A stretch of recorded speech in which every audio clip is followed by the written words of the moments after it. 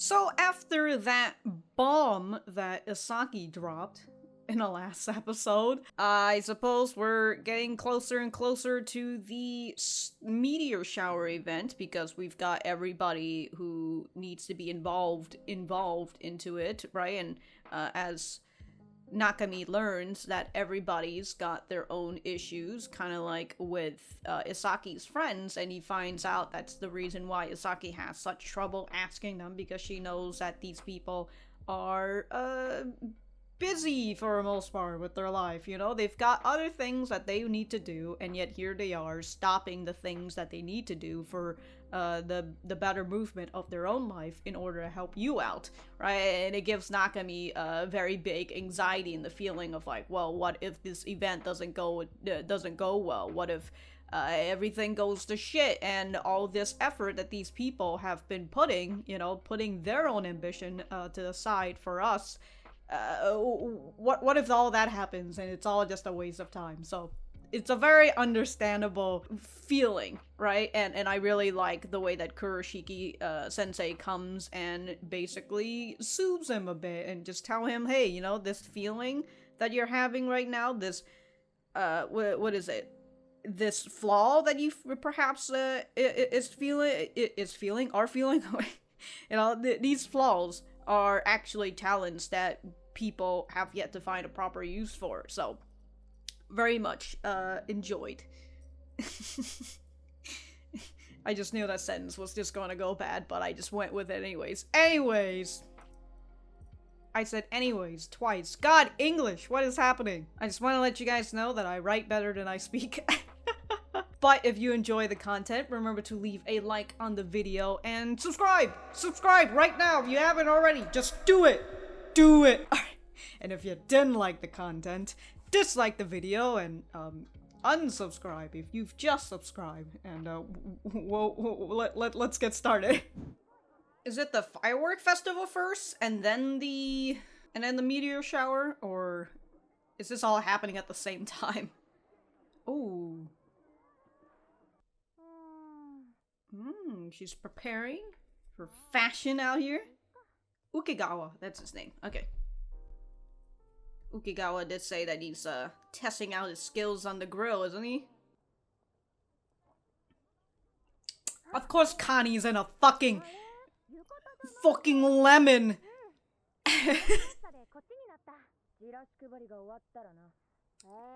Gotta work first.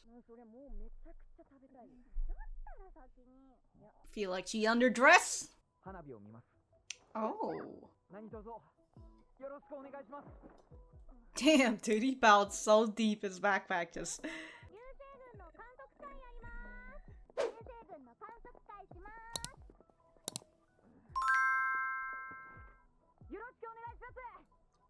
She just gets right in their way. There you go, dude. Just fucking get right in there. I'm glad we have her. Of course, people are too passive. You gotta fucking push her right in their hands. And because they're too passive, they can't just say no half the time. They'll just take it. Oh, someone used it.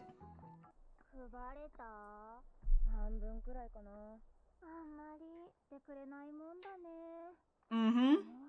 What a motivation killer. Of course. It's just advertisement. People close off to it. Oh, he's bought drinks for them all? Wow. It says milk water, is it? Oh, he's gonna keep working? Of course. Uh-oh, it's shit.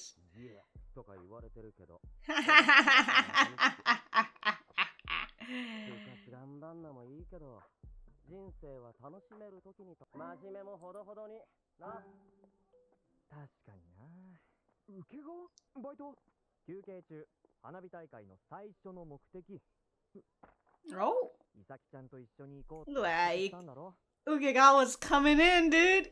Come on. What a bro, dude. What a absolute bro. Oh. Oh.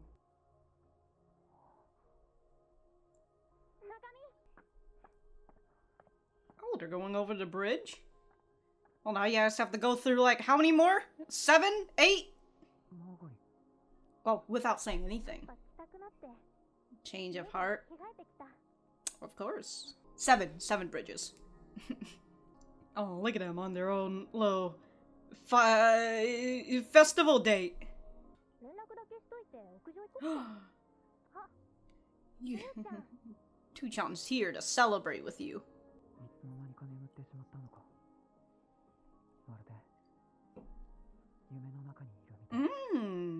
I really like that the cat was leading the way.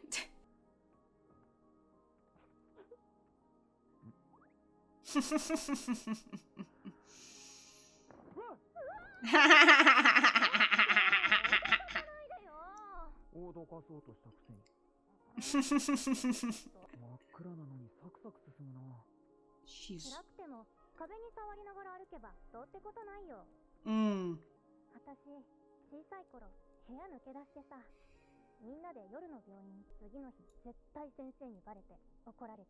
Oh, they got cameras, don't they? Oh, it's windy out here. Don't get blown away now, cat.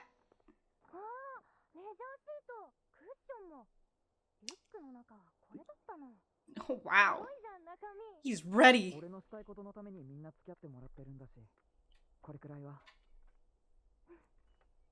Look at his red ears.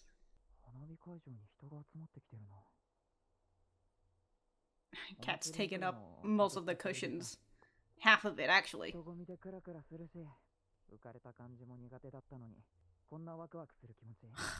I feel that. It's nice to see fireworks, just not like right there with everybody. Oh! Oh! You're right. Oh! Oh! You fucking caught him off guard! And of course the fireworks is gonna fucking kick in.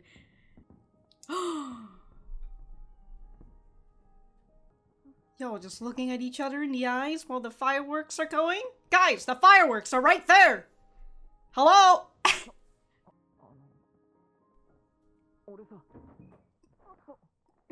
We can't have this sort of situation.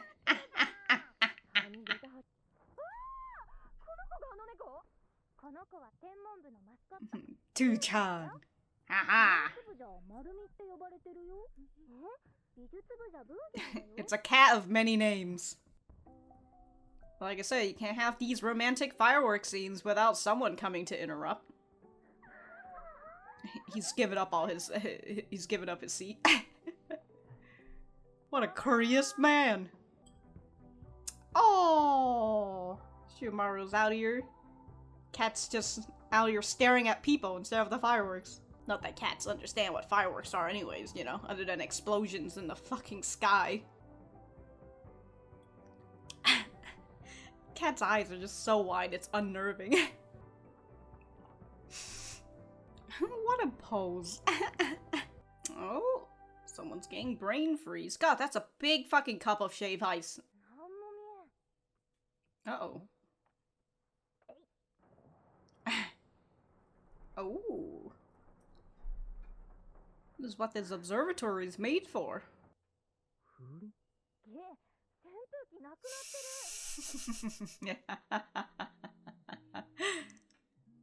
Cool down with us. Damn, what a fucking stand.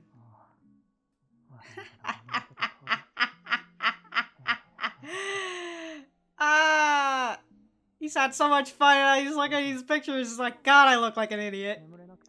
Relatable.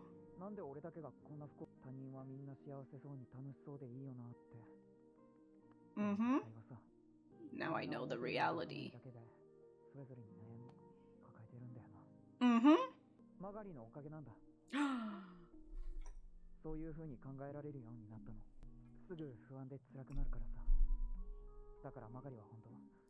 She's the fucking anchor to his life.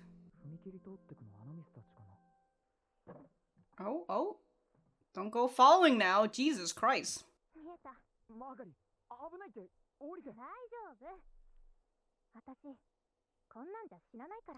Oh no. Oh no.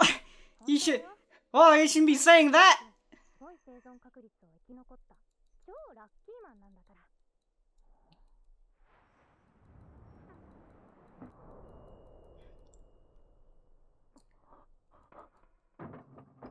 This girl's out here about to fucking die. This is why you shouldn't make your own. Ooh.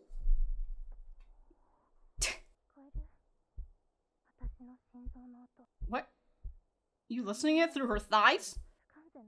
Only half of it moved, so it's something with her heart. Oh.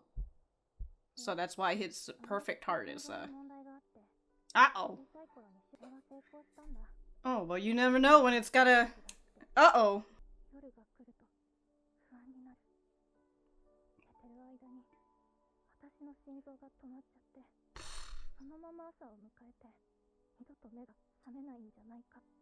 Understandable.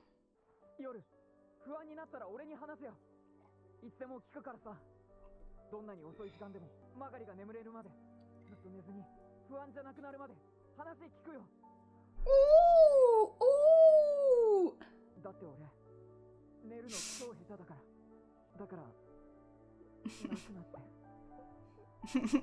I'm gonna be awake whenever, dude. Oh. God, this cat has such psychotic eyes. It's suing and cat sees everything.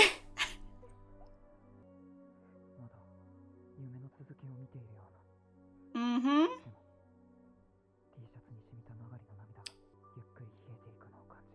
That's the evidence that it's not a dream. I was gonna say it's not reality. Oh, you had a good cry.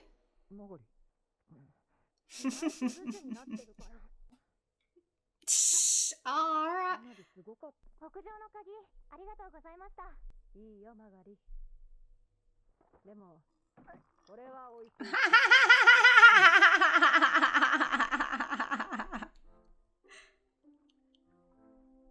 Oh my god. Those feet! There were no creases on those feet at all. It was like very smooth. No crinkles or anything. Oh, you're sleeping on your stomach? Well, no, she's a fussy sleeper, of course. He says he'd be there for you. So you gotta call him or not? At least text him. Oh, and she doesn't. Spying on Tuchan.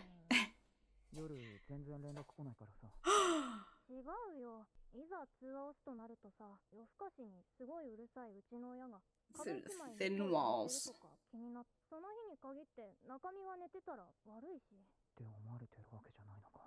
Hmm.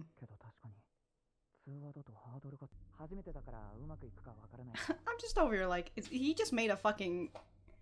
He just made a podcast?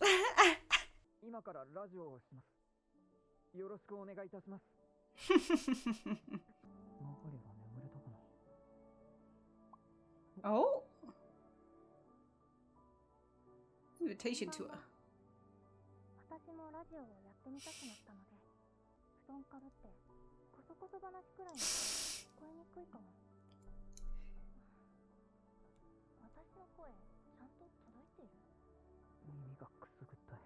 Man's getting an ASMR experience.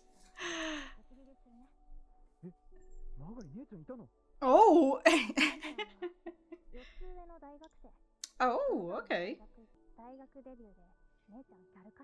The bimbo look? What?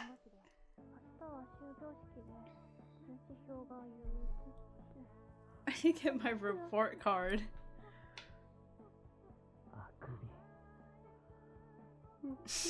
Oh my god, it's spreading. Oh, man's putting it up on... He's like, oh, she's asleep.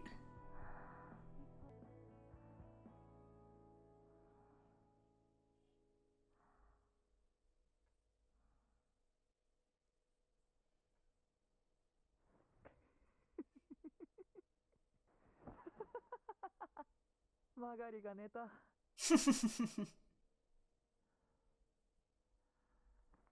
Oh. There he goes. Put that shit on speaker out here, dude. That fucking lightning cable just slide out so easily. Alright.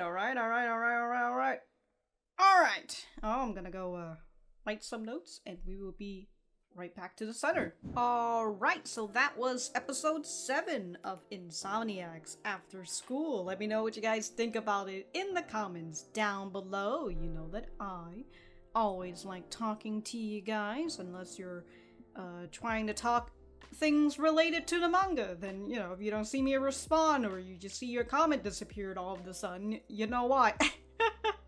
Anyways, this episode was really good. I really enjoyed it, and it gives more of an insight to Isaki, and also the reasons why she said that, you know, why it really feels like she was setting up a death flag for herself in the previous episode. So it makes things a lot more understandable. But before I go and talk about that, because that's going to be the main point, can we talk about what Kani is wearing?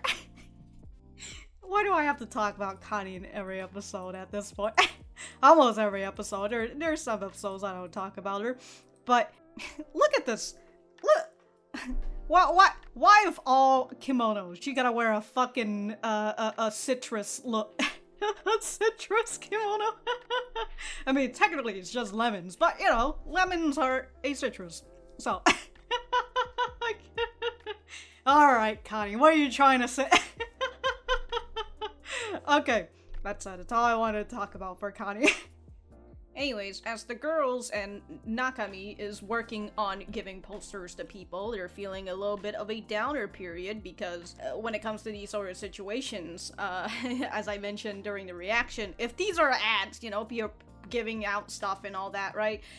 People just turn their brains off, kind of like how you just turn your brain off when you see ads on the internet, you know? That's why we have ad blockers and all that, right?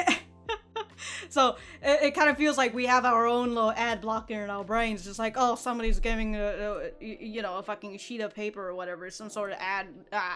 I don't care. I'm just gonna walk past them. You know, I'm not even gonna give a glance at them. But as the sun was setting, they've really only gone like half of the pamphlets that they had, which honestly doesn't really look like it decreased at all. So it just looks like they're holding a, I don't know, like a fucking literature textbooks or something. They didn't pass enough to people, which understandable, as they said.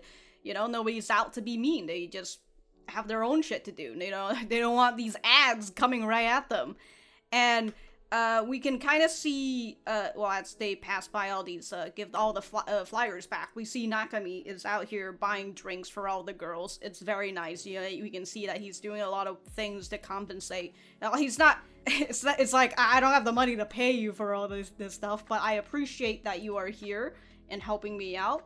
And so, as he says, I'm trying to do my best to compensate for all this stuff, whether it's buying them drinks or later on we see that he brought in his backpack a picnic blanket and some pillow cushions for them to sit on. And it's just like, yeah, he's being a very considerate person, and I really appreciate that. And it really goes to show with the way that he learned in the last episode that everybody has their own problems, and the whole anxiety thing that he started feeling about, like, what if this doesn't turn out? And you can still kind of see that he has that with the way that he ends up working harder than usual, where, well, I mean, he's always working hard, but where you know, he lets the girls do their own time, you know, their own free times, because, well, they should enjoy the firework and the festivals as well. He takes all the posters and he ends up doing the work all by himself.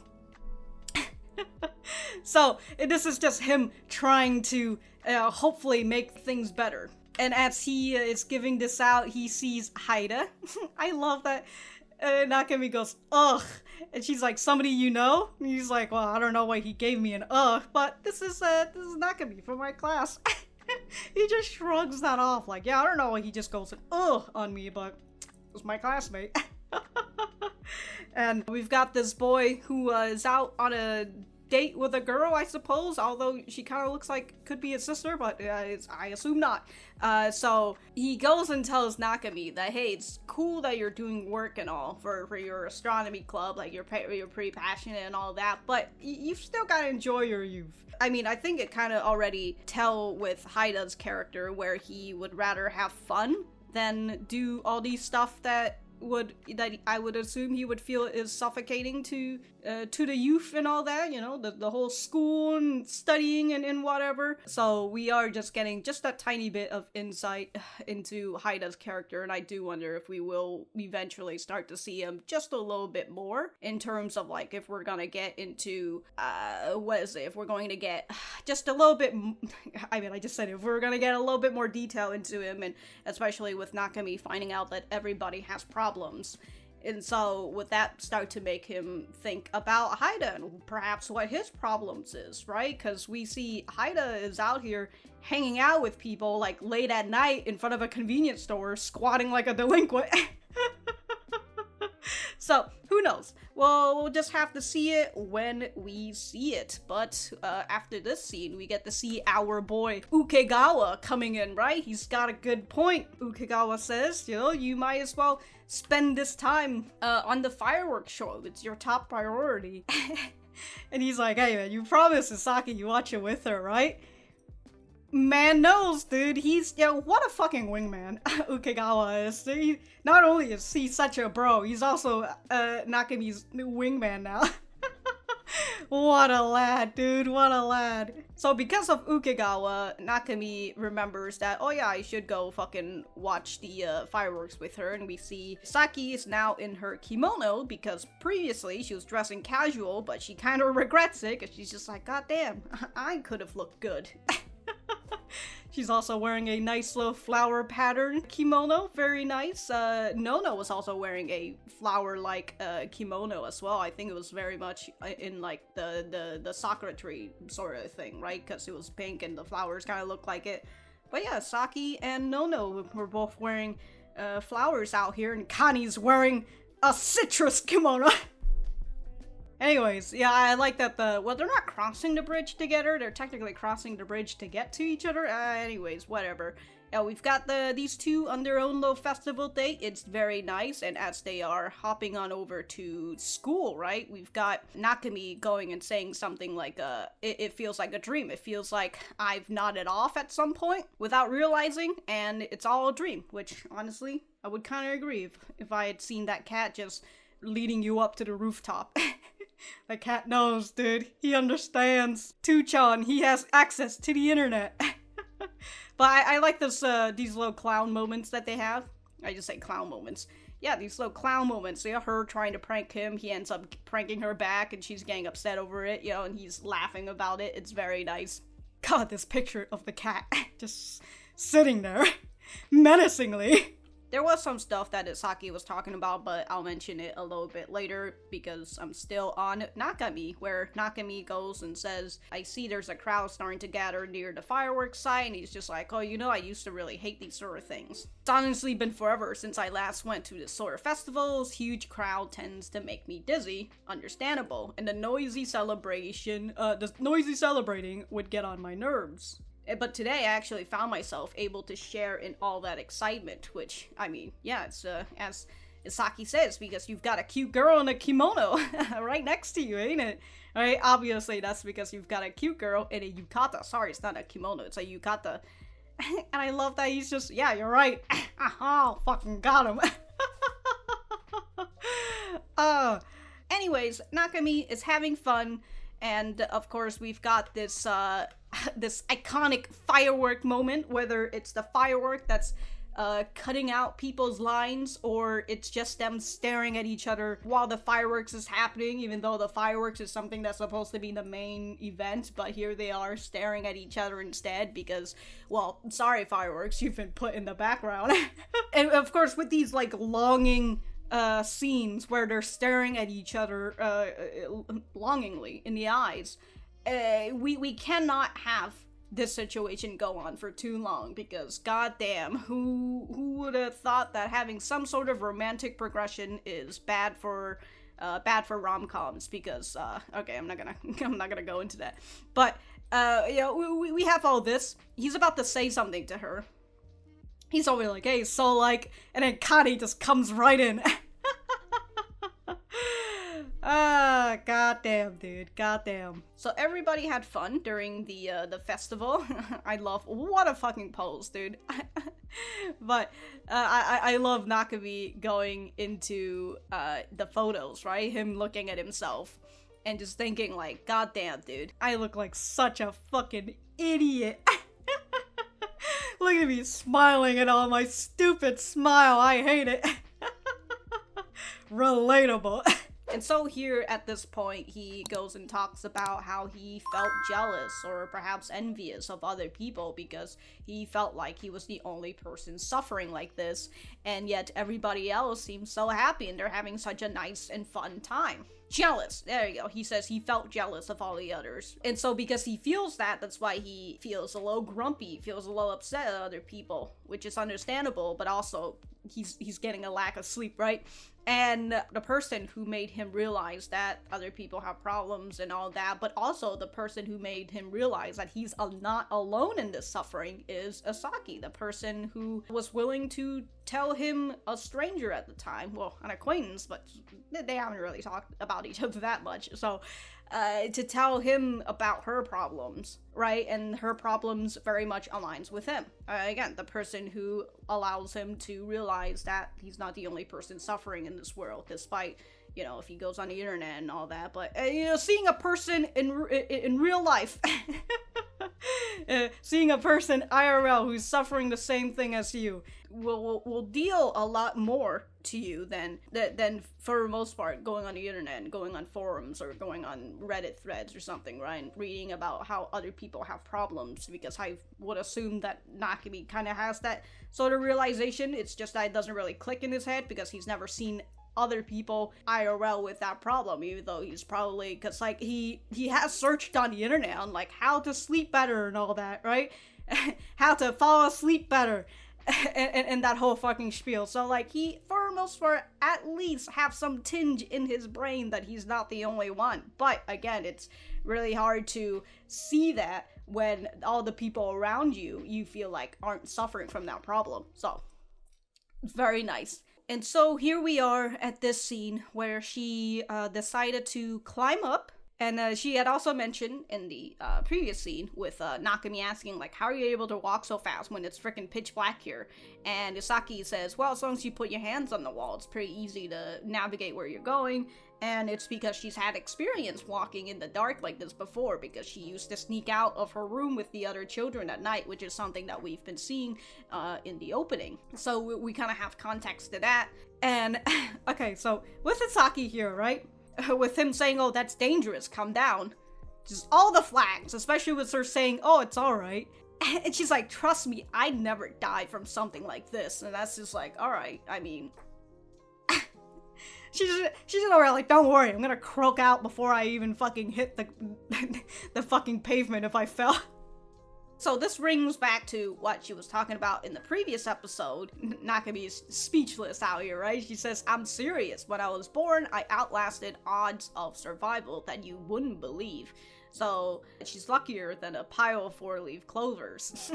She says after the fucking wind takes her. Is like, oh, let's see how lucky you are. And to which, in this case, yeah, she was lucky. The fact that Nakami was here to catch her, so...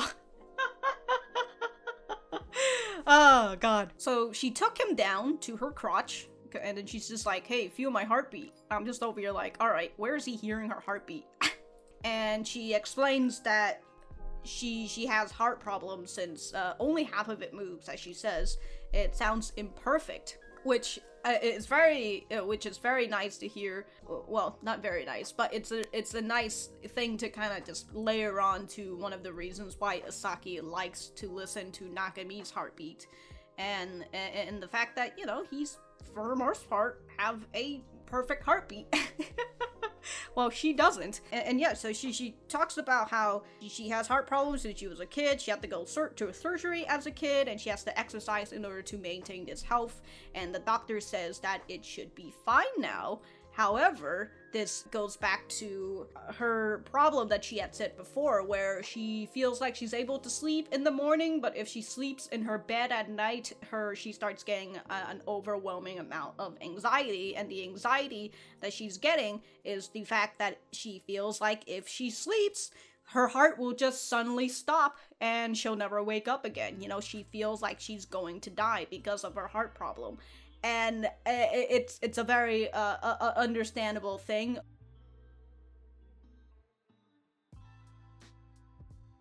Anyways, moving that aside, we've got Nakami, who right now has told Isaki that she is essentially the anchor to his ship, right? The person that's keeping him from drifting away into the endless ocean. She's the person who, as we've seen with the way that the anime has portrayed, with how like the sun shines against her, you know, she is the literal light in his life.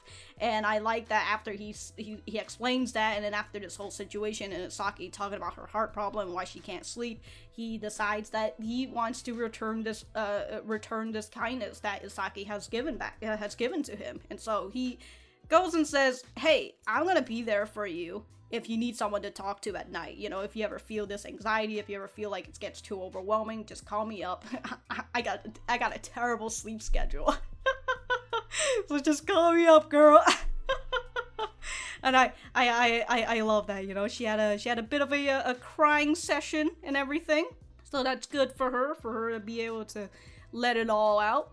And I very much enjoy it. And then with her saying like, "Don't look at me, I just cried, I'm ugly." And then the next scene, right, immediately kicks off with her having like all the rashes under her eyes because she was crying so much. So nice. But we've got Isaki laying in bed. She's going everywhere. She's a fussy sleeper because she can't sleep, so she's just rolling around all over the place.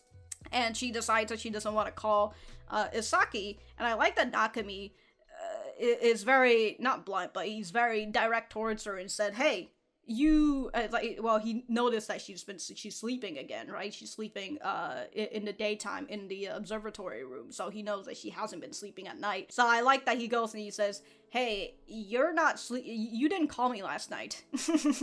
And I very much enjoy the rather direct approach that these two are having, and that when Nakami tells her about that, she doesn't deflect it. Instead, she says, yeah, she basically just tells him the reason why she doesn't want to call him, which is like she feels like she doesn't want to bother him. She doesn't, like, what if she calls him on a day that he actually is getting some good sleep? So she feels like she's the one who's interrupting him during his good times, and so it's very difficult for someone to call, especially like this late at night, right? Even though she knows that he's probably going to be awake during this time because he can't fucking sleep, but it's still, it's that feeling of what Isaki has with her friends, and how it's hard for her to ask her friends to participate in the meteor shower event and all that. And I like the idea that Nakami had where, it'll be a little awkward to call each other on the phone and all that, so, you know, have the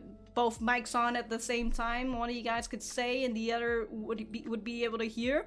And so I like that his idea was to just get a broadcasting app and just broadcast to her specifically, so then she can hear him, but she can't say anything back, so she doesn't have the obligation of having to talk back, which is very nice, very very cute.